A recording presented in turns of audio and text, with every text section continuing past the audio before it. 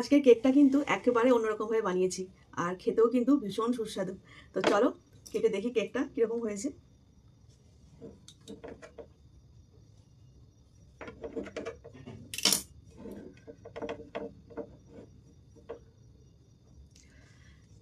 দেখো কেকটা এত সুন্দর, এত স্পঞ্জি হয়েছে, মানে না বলে থাকতে পারছি না, ভীষণই ভালো হয়েছে। তো তো চলো দেখে নাও কীভাবে বানিয়েছি আজকে কেকটা। তো আমি দুটো কমলালেবু নিয়ে নিয়েছি, এবার এগুলোকে ছাড়িয়ে এর কোয়া থেকে রস বের করে নেবো, আর কমলালেবুর রসটা আমাদের লাগবে। তো ছাড়িয়ে নিচ্ছি, ছাড়িয়ে এবার আমি এগুলোকে নিয়ে নিচ্ছি। এগুলোকে একটু চামচ দিয়ে একটু চাপ দিলেই রসটা বেরিয়ে যাবে।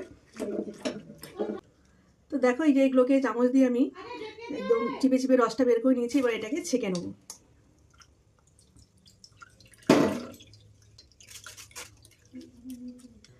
তো বেশ অনেকটা রস বেরিয়েছে, এবার এটা দিয়ে আমি কেকটা বানাবো। তো নিয়ে নিচ্ছি আমি 3 কাপ ময়দা নিচ্ছি।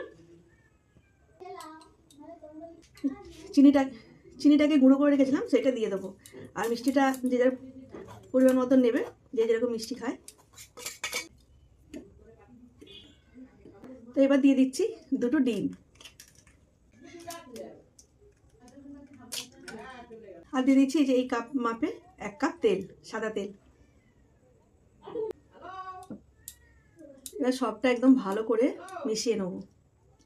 এবার দিয়ে দিচ্ছি অরেঞ্জ জুসটা। এবার এটাকে খুব ভালো করে একদম মিশিয়ে নেবো। সবাই যেভাবে নর্মালি কেক বানায় সেরকমই বানাচ্ছি, শুধু আমি এর সঙ্গে অরেঞ্জ ফ্লেভারটা যোগ করেছি। তো ভালো করে দেখো এটাকে মাখিয়ে নিয়েছি, আর এই একটু পাত্রটা চেঞ্জ করেছি কারণ ওটাতে ছোটো করে মাখানো হচ্ছিল না, তাই একটু বড় দেখে নিয়েছি, আর এটাতে ভালো করে মাখানোটা যাবে।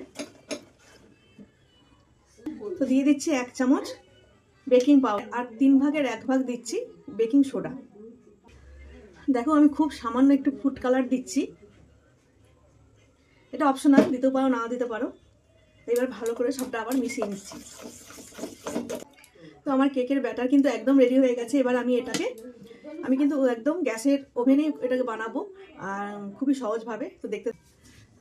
তো দেখো কেক বানানোর জন্য আমি একটা সিলভারের বাটি নিয়ে নিয়েছি।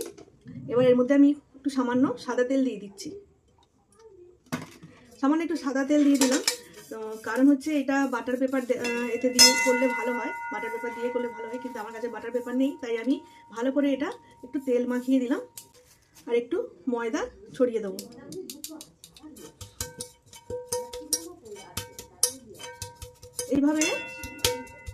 এভাবে ভালো করে ময়দাটা মাখিয়ে নিলাম, এতে কিন্তু কেক একদম আটকাবে না। এরপর আমি এই কড়াইতে বসিয়ে দিলাম, এবার ব্যাটারটা দিয়ে দেবো।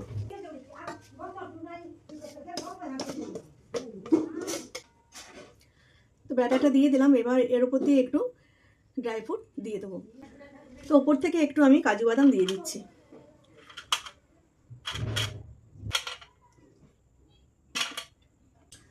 তো এবার ঢাকা দিয়ে দিচ্ছি। তো দেখো এখানে যে একটা ফুটো আছে, এই ফুটোতে আমি একটা লবঙ্গ দিয়ে দিচ্ছি যাতে হাওয়াটা না বেরোয়। তো এটা আমি একদম সিমে করে 45 থেকে 1 ঘন্টার মতো এটাকে বেক করতে হবে। তো একটু পরিমাণ বেশি থাকলে একটু বেশিক্ষণ রাখতে হবে, একটু কম থাকলে কম।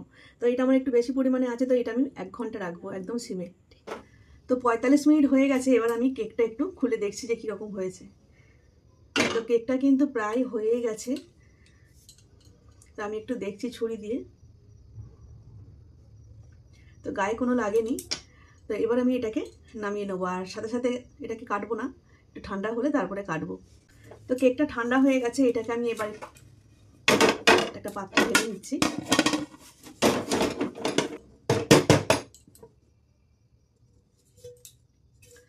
দেখো এতেও কিন্তু একদম লাগেনি, আর দারুণ কিন্তু কেকটা হয়েছে, একদম স্পঞ্জি। তো একদম কিন্তু রেডি হয়ে গেছে আমাদের আজকের কমলালেবু দিয়ে কেক।